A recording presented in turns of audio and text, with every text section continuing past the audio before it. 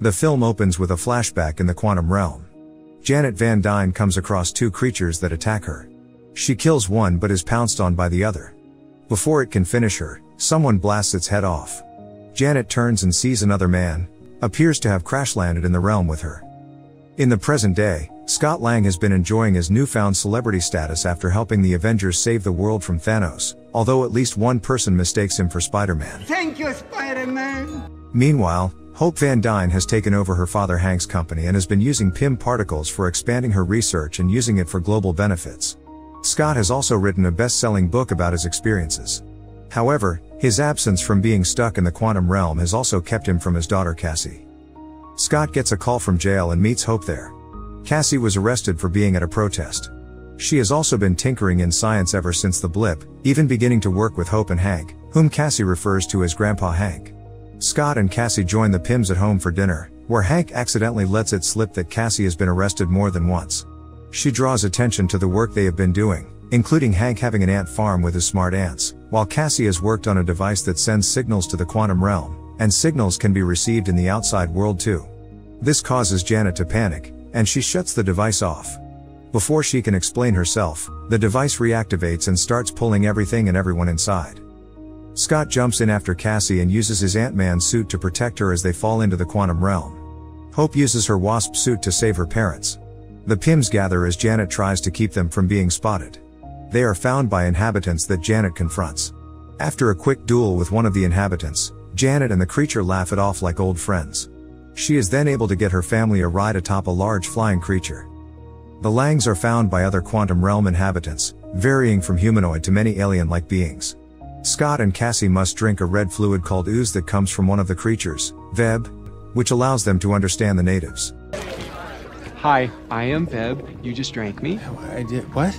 Oh, do you need some more ooze? Here, I can pour some ooze into your No, hole. I'm okay. I'm okay. Wow, a big hole.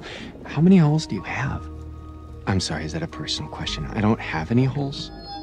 They are met by another native, Quaz, who can read minds, as well as Gentora, a rebel warrior who suspects that the arrival of the Langs and Pims will draw attention from someone they call the Conqueror.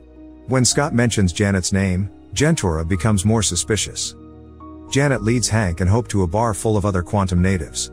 They meet with a man called Lord Kriller, whom Janet befriended, and is implied to have had a relationship with, during her time trapped down there. While Janet tries to get Kriller to help, he tells her that he is working for Kang, the Conqueror referred to from earlier. Kriller also alludes to Kang's greatest weapon, a mechanized organism designed only for killing MODOK. Kang's henchmen show up to take in the Pims, but they fight their way out, and Hank uses one of his growing discs to turn a squid creature gigantic to grab Kriller and throw him around. The family then steals his ship and escapes. The rebels soon come under attack by Kang's forces, before MODOK makes his appearance and begins to vaporize some of the freedom fighters. In the chaos, Cassie reveals she has been wearing her own super suit to help her shrink and grow. MODOK personally confronts Scott and Cassie and reveals himself as Darren Cross, who survived his fight with Scott when he went subatomic and destroyed his Yellow Jacket suit, which deformed Cross's body and left him as a giant head with tiny limbs and a stretched out face. He was also the one who sent the signal to Cassie that she responded to. MODOK then brings the two to Kang.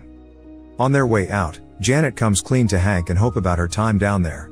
When she had met Kang, he gave her the impression that he was another lost traveler, and that she could help him power his ship to get them out of the quantum realm, promising her he will return her to Hope.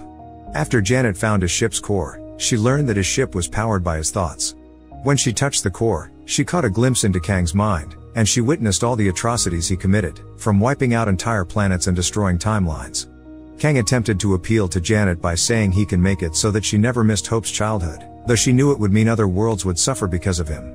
Seeing that he was a monster, Janet used her Wasp suit to steal the core and blow it up to a massive size to prevent herself or Kang from escaping.